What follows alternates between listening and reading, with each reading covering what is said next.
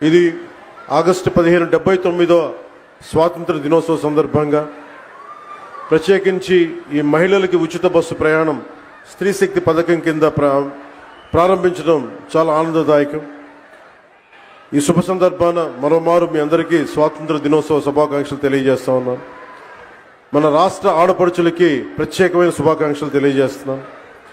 స్త్రీ శక్తికి సముచిత స్థానం ఇస్తూ మహిళా సాధికారత దిశగా మరో అడుగు ముందుకు వేస్తూ ప్రతి ఆడపడుచుకి ఇచ్చిన మాట నిలబెట్టుకుంటూ నారా చంద్రబాబు నాయుడు గారి నాయకత్వంలో కూటమి ప్రభుత్వం నేటి నుంచి ఆంధ్రప్రదేశ్ నివాసితులైన మహిళలకు, బాలికలకు, ట్రాన్స్జెండర్లకి ఆర్టీసీ బస్సుల్లో ఉచిత ప్రయాణం అందిస్తూ ఉంది. ఈ పథకాన్ని అమలు చేయడానికి కూటమి ప్రభుత్వం ఏటా సుమారు 2,000 కోట్ల రూపాయలు ఖర్చు చేస్తూ ఉంది. గత ప్రభుత్వ అస్తవ్యస్త విధానాలతోటి కుదేలైన ఆర్థిక వ్యవస్థ గాడిలో పెడుతూనే, ఒకవైపు పెట్టుబడులను ఆకర్షిస్తూనే సూపర్ 6ని చాలా సమర్థవంతంగా ఒక్కొక్క హామీని చాలా బలంగా ముందుకు తీసుకెళ్తున్నారు. శ్రీ నారా చంద్రబాబు నాయుడు గారి నాయకత్వంలోని కూటమి ప్రభుత్వం ఇచ్చిన మాట మేరకు ప్రతి విద్యార్థి తల్లికి వందనం పథకం అమలు చేశాం. దీపం 2 పథకం కింద మహిళలకు ఇప్పుడే 2 విడత లబ్ధిదారులకు గ్యాస్ సిలిండర్లు ఉచితంగా ఇచ్చాం. స్త్రీ శక్తి పథకంతో మహిళా ప్రయాణికులకి ఉచిత బస్సు సౌకర్యం అందించేందుకు ఏపీఎస్ఆర్టీసీకి చెందిన 8,458 బస్సులు ఉచిత ప్రయాణానికి అందుబాటులో ఉంటాయి. ప్రభుత్వం ఎంపిక చేసిన 5 రకాల బస్సుల్లో నిర్ణీత గుర్తింపు కార్డు, అది ఆధార్ కావచ్చు, ఓటర్ ఐడి కావచ్చు, రేషన్ కార్డు కావచ్చు, లేదా రాష్ట్ర మరియు కేంద్ర ప్రభుత్వ ఐడిని చూపించి రాష్ట్రం మొత్తం ఎలాంటి ఆంక్షలు లేకుండానే తిరిగేందుకు ప్రభుత్వం ద్వారా అవకాశం కల్పిస్తున్నాం. Palle Velugu, ultra Palle Velugu, express, city ordinary, city metro express బస్సుల్లో మహిళలంతా ప్రయాణించవచ్చు.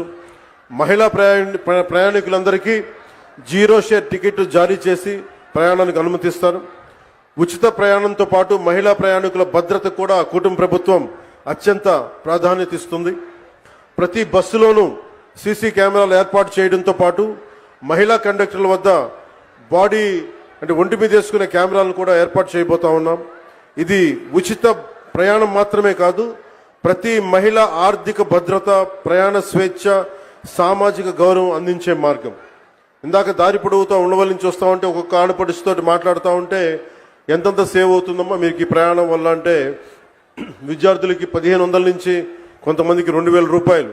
నిజంగా ఒక 1,500, 2,000 రూపాయలు ఒక సగటు ఆడపడుచుకి ఇది మనకి పొదుపు చేయగలుగుతున్నాం అంటే దానికి దూరదృష్టి ముందుకు తీసుకెళ్లిన గౌరవ ముఖ్యమంత్రి శ్రీ నారా చంద్రబాబు నాయుడు గారికి సంపూర్ణంగా ఈ గుర్తింపు ఆయనకి రావాలి. అలాగే మేమందరం ఈరోజు ఇంత బలంగా చేయగలుగుతున్నాం, ఇలాంటివి ఇన్ని పథకాలు ముందుకు తీసుకెళ్తున్నాం, పెట్టుబడులు ఆకర్షించగలుగుతున్నామంటే 2 కీలకమైనవి. ఒకటి, మీరు మా మీద భరోసా పెట్టారు.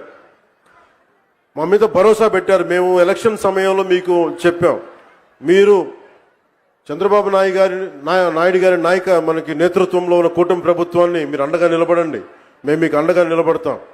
అలాగే భారతీయ జనతా పార్టీ, మనకి ప్రధానమంత్రి గారి నేతృత్వంలో భారతీయ జనతా పార్టీ ఎన్డీఏ ప్రభుత్వం, మీరు నిలబడండి, మేము మీకు అండగా ఉంటామని తెలియజేస్తే, అది మీరు మా మీద పెట్టిన భరోసా ఈ రోజున మీకు ఉచిత బస్సు ప్రయాణం తీసుకొచ్చింది.